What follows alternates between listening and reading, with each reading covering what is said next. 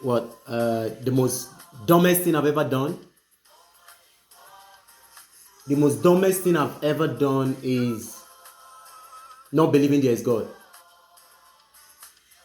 Yes, I used to believe there is no God. I used to believe, of course, I know. I mean, the existence. There's a difference between believing the existence of God and believing in God. Everybody knows Buddhists and all of that, uh, Hinduism. Everyone has a God. Not believing in God, you automatically have a God. That's the dumbest thing I've done. Not believing that there is God, not believing in God, not believing in the existence of God. Those two things. Not believing the existence of God and not believing in God. There is one thing for someone to come from not believing there is God to believing in the existence of God and believing in God. I don't used to believe in God. I don't used to. That's the dumbest thing I've ever done. And I dare people to say, the reason why I started believing in God. I had a dream. That's where it started from. I just dreamed and I started questioning all the philosophy of this world, especially people that don't believe in God. I don't know. They call themselves atheists and all of that.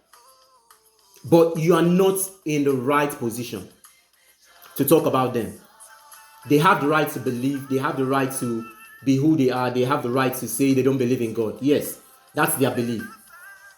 But I'm saying from my state where I used to be, there is God. And I'll die for him. Right now, there is God. Believe that.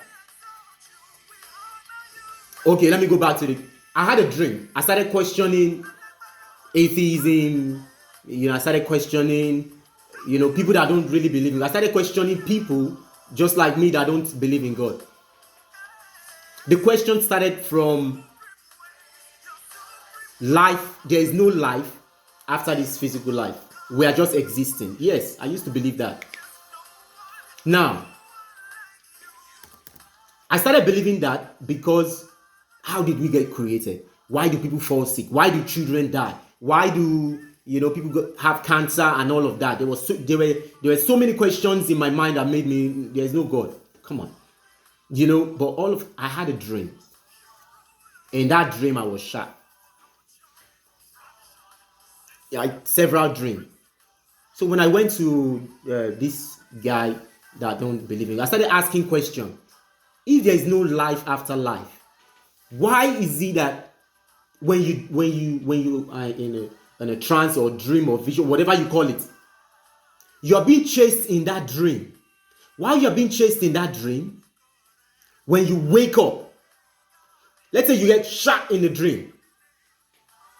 When you wake up, you are still on the bed. Your body's on the bed, and you were shot in the dream. When you were shot in the dream, or you got shot in the dream, but when you wake up, your heart start pounding. You start panting as if it was reality. Why that?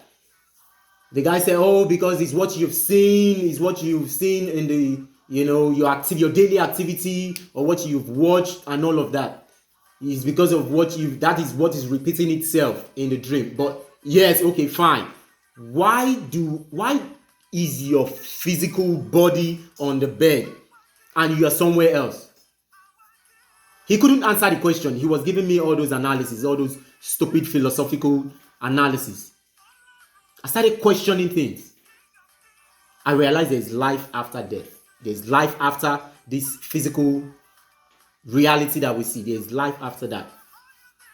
I started believing there is God because he's the only one that tells you, "I'll kill you," and he does it. That's the reason why human beings, we get to blame him. Yeah, people get to blame him. Why did my child die? Why did my mother have cancer?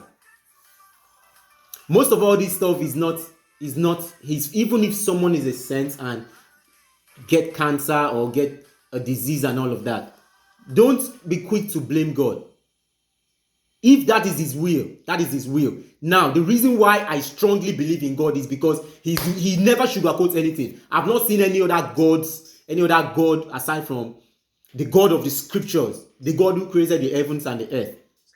The claim he has acclaimed so many things that I've seen happen. He's the only one that says, I know where the air. Who know? I've asked this question before to atheists. What is the color of air? What is the generation? Who originated breeze, air that would breathe in? Who originated it? Who created Leviathan? How did all of this stuff come to existence? Those are the questions I ask. Who can make proof? Only God said, I made the air. I know the origination of air. I know where it comes from. Where it comes from in noon, where it comes from at night. I set the sun to come in the daytime, and I set the stars and the moon to. Who could make that kind of claim? I don't care. I don't have to read deep down for me to understand that there is God. Right now, there is God. If he can make, I make life and I take it life. He's the only one God is not emotional. God is not going to tell you what suits you. That's the reason why so many people backslide. Go and read the scripture. He's going to tell you, I make life and I take it life. Who does that? That's the reason why when I've lost a child before, a child who doesn't know anything, it gives me the right to question him. But for every happening in life, God is watching you. When you have understanding from the scriptures, you will stop blaming God for the happenings around you.